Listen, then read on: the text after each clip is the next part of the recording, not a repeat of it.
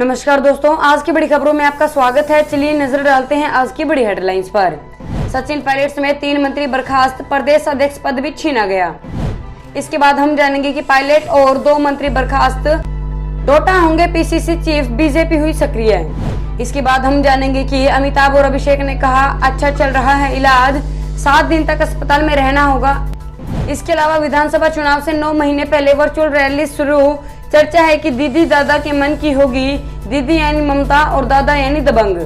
अगली बड़ी खबर में हम जानेंगे कि दुनिया की पहले कोविड-19 वैक्सीन तैयार, रूस का दावा सफल रहे सभी ट्रायल। आज की पहली बड़ी खबर में पेश है चीनी बीमारी का बिल्कुल ताजा अपडेट पूरे देश भर से। देश में कोरोना संक्रमितों का आंकड़ा सोमवार रात को 9 लाख के पार हो गया।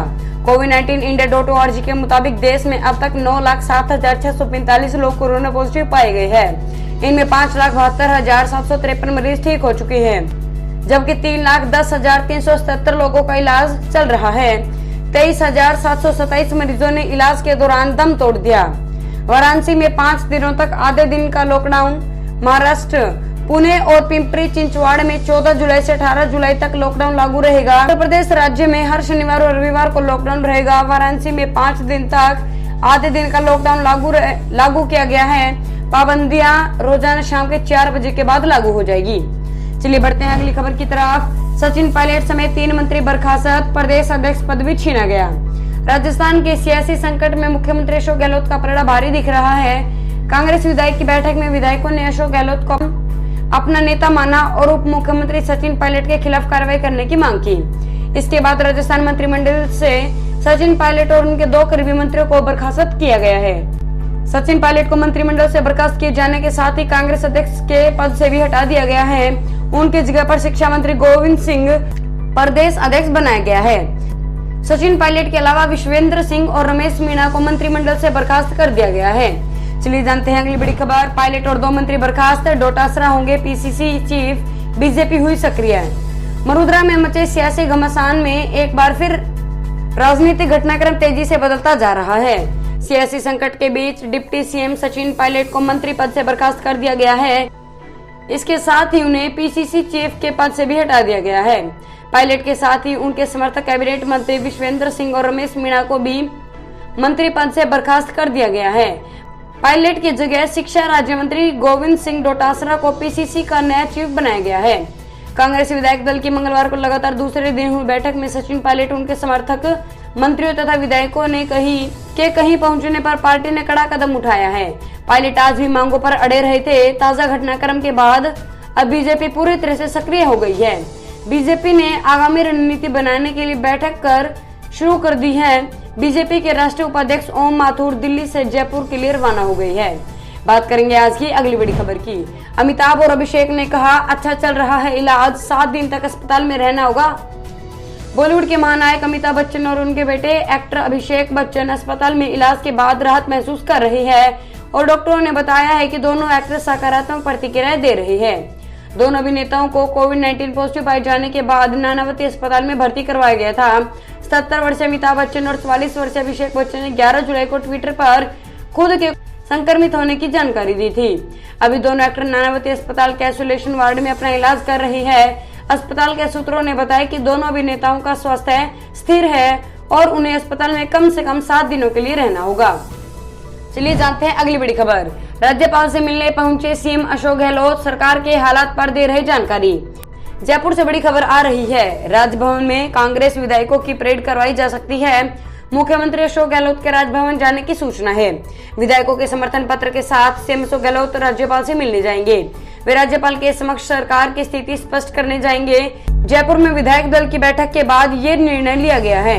कांग्रेस के बागी विधायकों ने आलाकमान को पत्र भेजा है। इसमें लिखा है कि हम अपने आत्मसम्मान के लिए यह स्टैंड ले रहे हैं। हमने सालों तक पार्टी के लिए जी जान से काम किया, लेकिन उसके बावजूद हमें नोटिस और कार्रवाई के नाम पर डराया जा रहा है।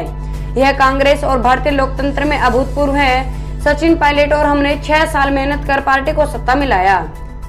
हम अपने आत्मसम्मान के लिए लड़ रहे हैं। हमें पद और पोजीशन नहीं चाहिए, जैसा कि मीडिया में दिखाया जा रहा है। बात करेंगे आज की अगली बड़ी खबर की।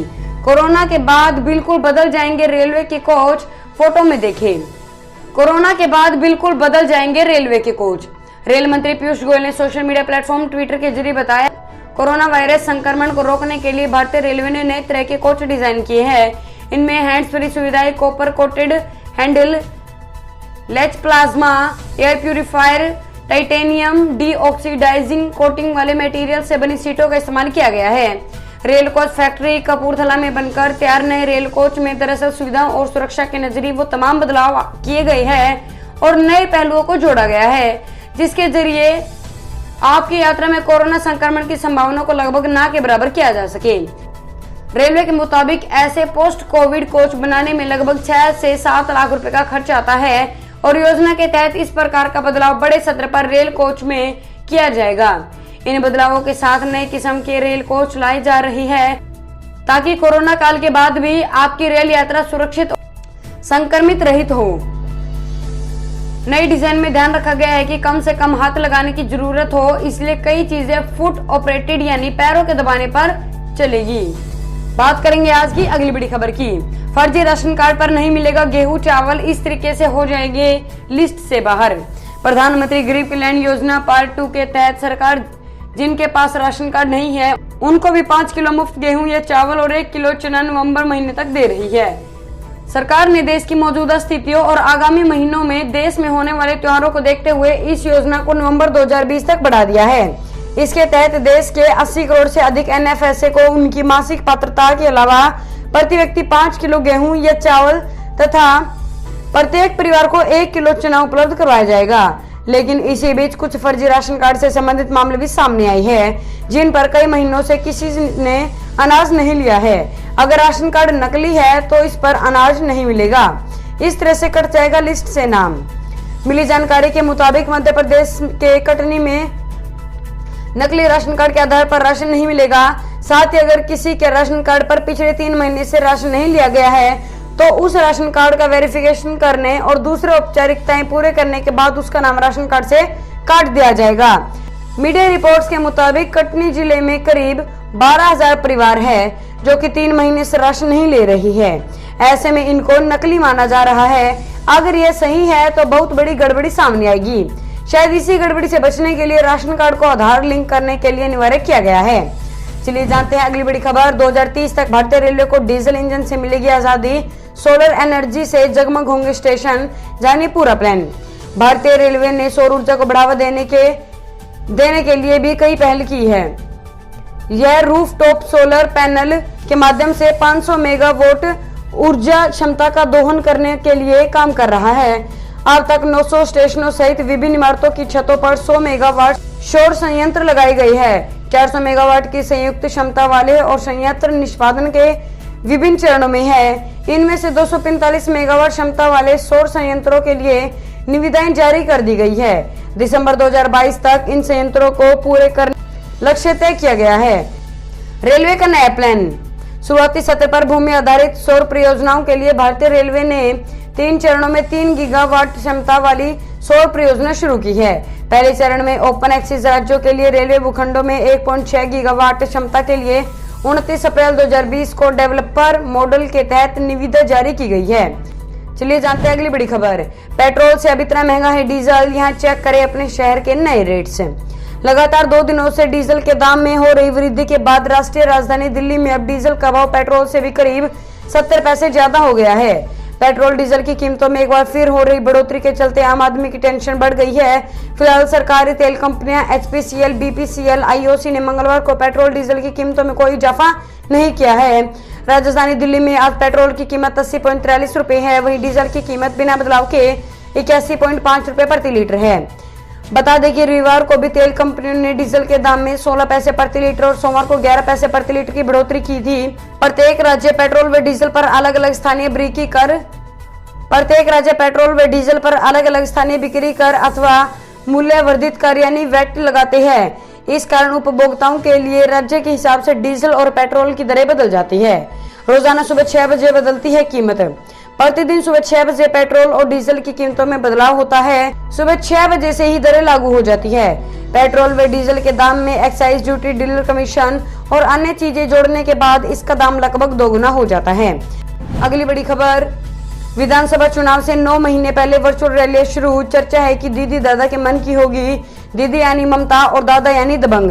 पश्चिम बंगाल में विधानसभा चुनाव अगले साल होना है, लेकिन राजनीतिक सरगर्मी अभी से शुरू हो गई है। कोलकाता में बांग्लार गर्भो ममता के पोस्टर टंगे हैं। वर्चुअल रैलियों का दौर शुरू है। डोर टू डोर संपर्क के तहत पर्चे बांटे जा रहे हैं। भाजपा केंद्र सरकार की उपलब्धियों को लेकर रोज 4.5-5 लाख पर्चे बांट रही है। टारगेट 1 करोड़ घरों तक पहुंचने का है। शनिवार तक 80 लाख घरों तक पर्चा बांटा जा चुका है। यह सब कुछ प्रधानमंत्री नरेंद्र मोदी, मुख्यमंत्री ममता बनर्जी और दोनों के ऊपर माता के इर्द गिर्द तेजी से घूमने लगा है। माता की बात इसलिए कि यहाँ पार्टियां एक एक व्यक्ति को किसी न किसी दल का कैडर मानती है। चलिए जानते हैं अगली बड़ी खबर। पायलट डिप्टी सीएम और प्रदेश अध्यक्ष पद से हटाए गए। हॉर्स ट्रेडिंग की कोशिशों पर गहलोत बोले, ऐसा तो पाकिस्तान में भी नहीं होता। सचिन पायलट के लिए कांग्रेस के दरवाजे अब बंद हो गए हैं। 3 दिन से उन्हें मनाने की तमाम कोशिश फेल होने के बाद आखिरकार पार्टी ने एक्शन ले लिया है। सचिन को उप मुख्यमंत्री और प्रदेश अध्यक्ष पद से हटा दिया गया है। इसके अलावा उनके समर्थक मंत्री विश्वेंद्र सिंह, रमेश मीणा से मंत्री पद छीन लिया है। सचिन की जगह गोविंद सिंह डोटासरा को राजस्थान प्रदेश कांग्रेस कमेटी का नया अध्यक्ष बनाया गया है। उधर गणेश गोगरा विधायक को प्रांत युवा कांग्रेस का और हेम सिंह शेखावत को प्रदेश सेवा दल का अध्यक्ष नियुक्त किया गया है। आज की अगली बड़ी खबर की दबे पाव लौट रहा टिकटॉक। चुनिंदा फोन पर भेजे जा रहे लिंक से डाउनलोड हो रहा, दूसरे ऐप्स के एक्सेस से एक्टिव होने लगा। 30 जून को जिस चाइनीज ऐप टिकटॉक पर भारत सरकार ने बैन लगा दिया था, वे फिर से चोरी मोबाइल में दस्तक देने लगा है। इस बार ऐप स्टोर या गूगल प्ले स्टोर की बजाय यह एक खास लिंक के जरिए सीधे ब्राउजर से डाउनलोड हो रहा है। दोस्तों, इस वीडियो को लेकर आपका क्या कहना है, हमें कमेंट करके जरूर बताएं। वीडियो को लाइक करें और चैनल को सब्सक्राइब करके घंटी के बटन को दबाएं। साथ ही साथ अपने दोस्तों के साथ इस वीडियो को ज्यादा से ज्यादा शेयर करें। धन्यवाद।